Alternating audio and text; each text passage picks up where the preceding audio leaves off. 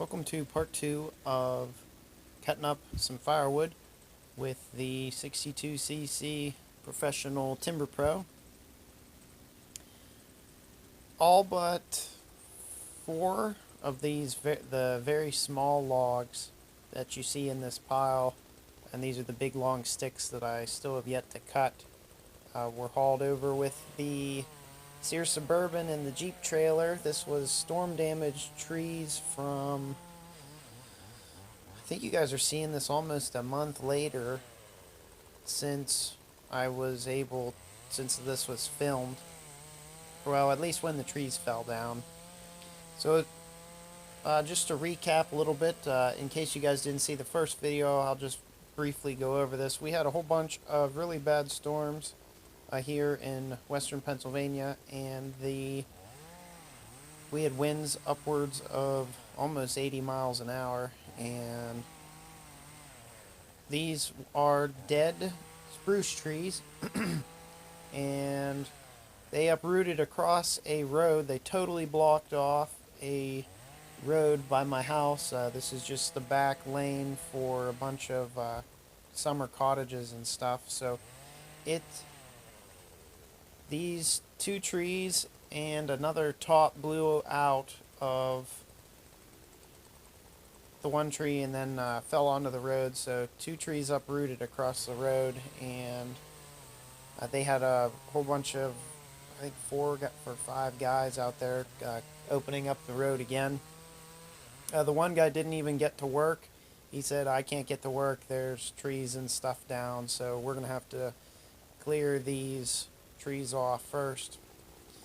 But yeah, this log here was not part of that, and this is a maple, and I do notice cutting the spruce logs versus maple, cherry, oak, and pine and stuff, or maple, cherry, and oak.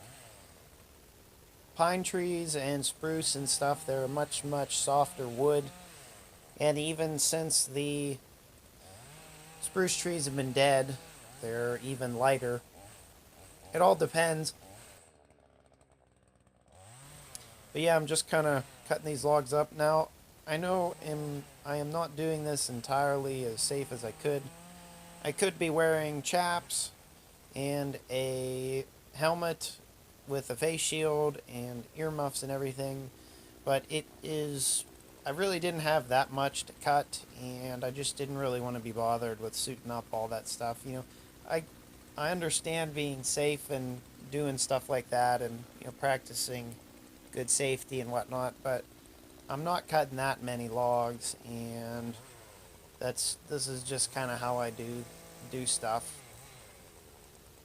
Now, I will also mention that I know there are tripping hazards left and right while I'm cutting these logs, and I'm standing on them and kind of teeter-tottering, 1 foot on here and 1 foot on there, and you're not really supposed to do that. This is not a how-to video. This is just for entertainment purposes only. So, don't do this. Make sure you're not standing on the logs while you're cutting another.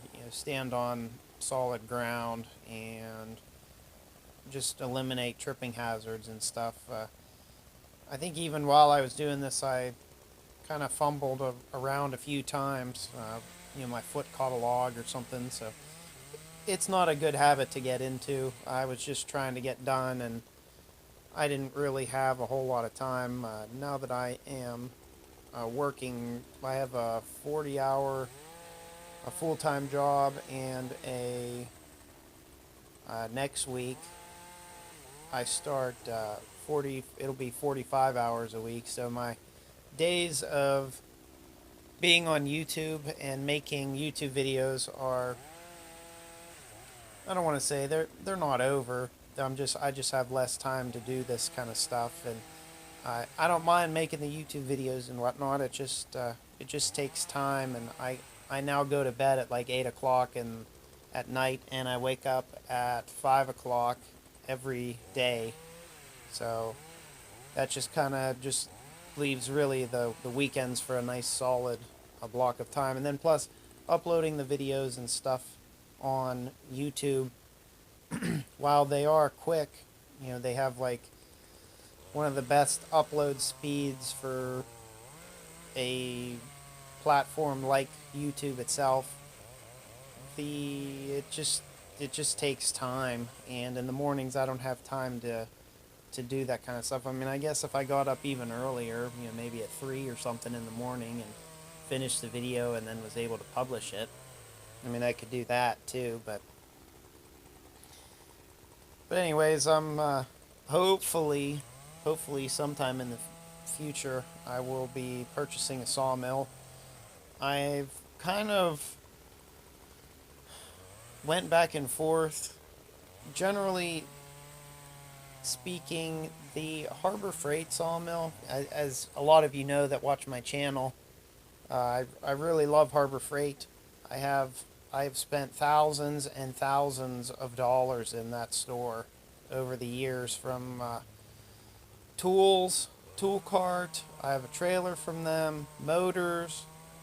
You name it. I probably own at least one thing in every aisle of that store. A couple welders.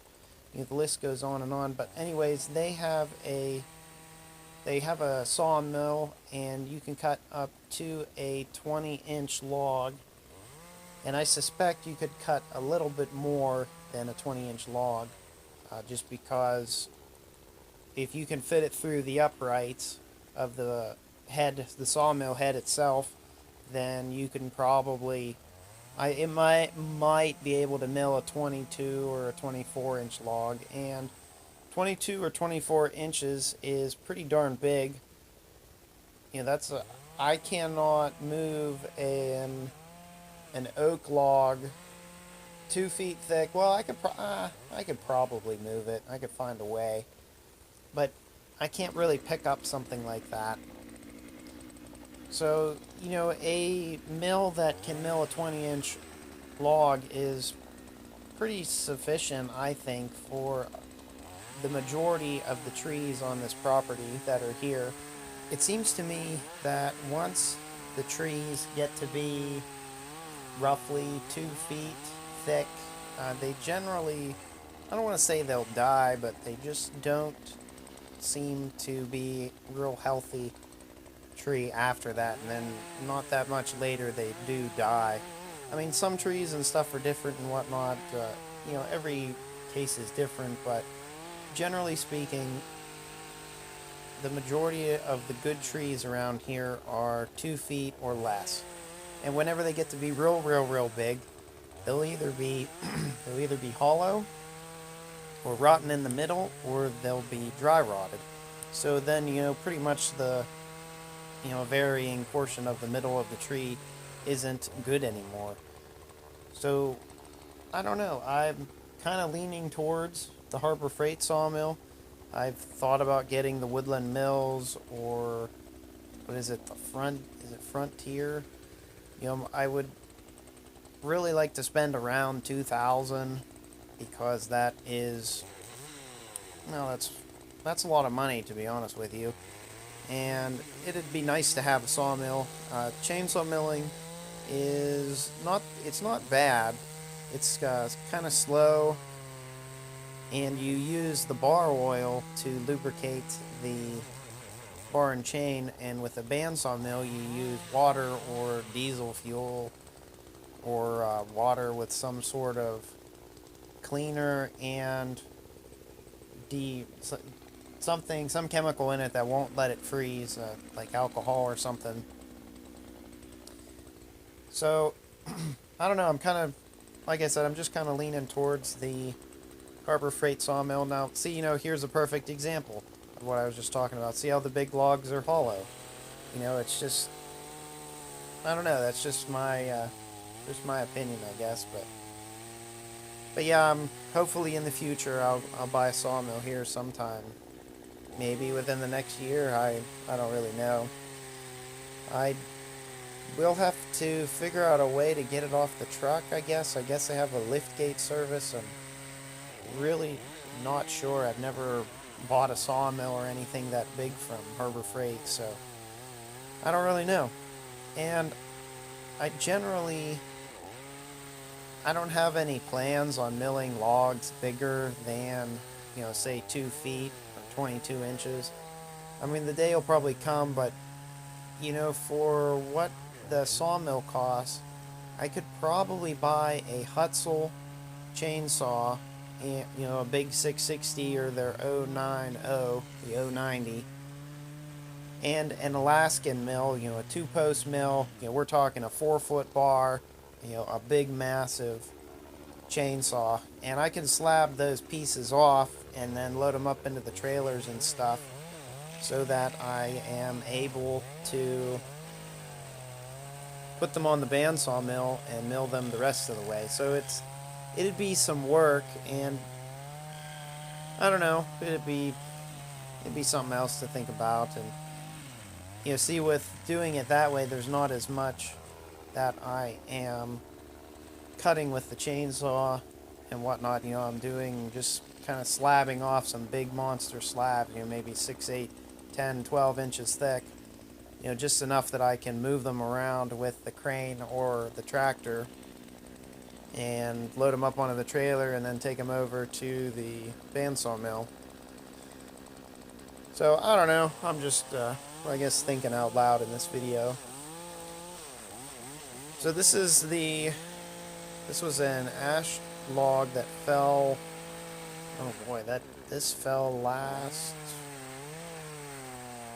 winter? No. I don't know when it fell. It fell a while ago, and I'm just kind of getting around to cutting it up and whatnot. But the Timberpro's doing pretty good. It's definitely flying through the wood, and of course this is rotten, so it's really only having to cut through maybe 4 or 5 inches of the good wood in this thing. And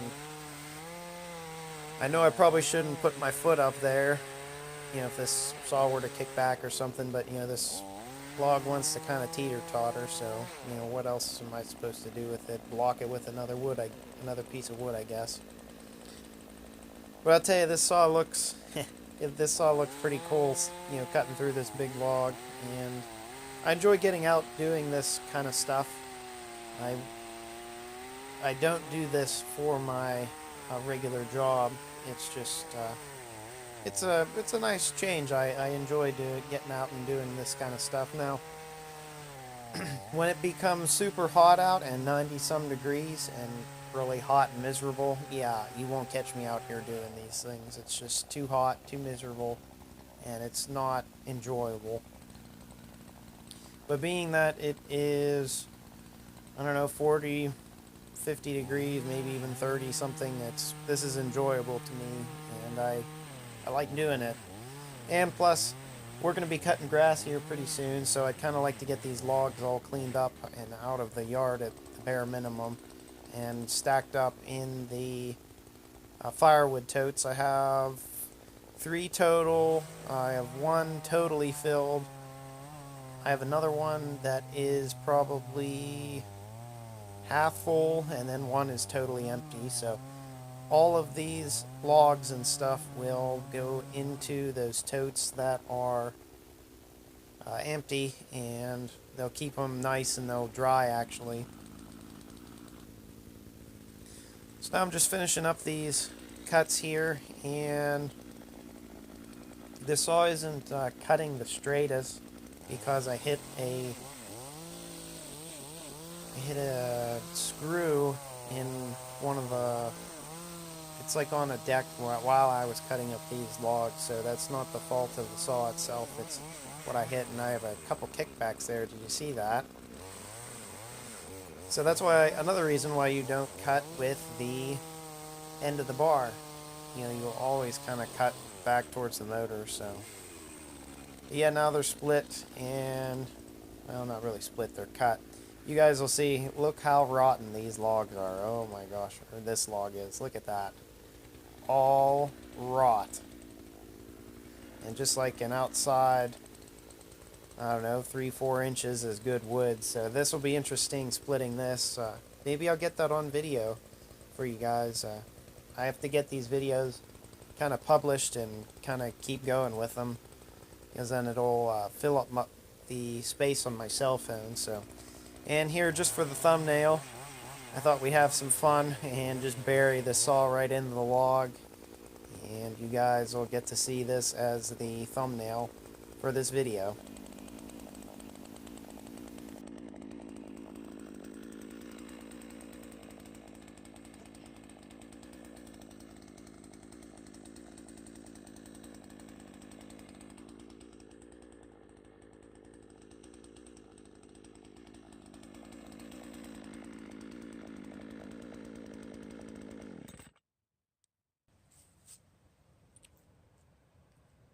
There you have it. Believe it or not, all of these logs, excluding those 3 and including these 4 pine logs, these darker ones, this one, this big one, and this one. So all of those 4 logs there, and all of these, excluding those 3, were hauled with the Jeep trailer here, and believe it or not, it was just 2 loads. All that wood was just 2 loads. Surprise, surprise. So I remember bringing all those logs here. They were, I mounted them pretty much higher than the crane, as many as I could absolutely fit into this trailer. And I brought them home with the Sears Suburban. I might throw up some pictures or something, but I think I still have them on my phone, so.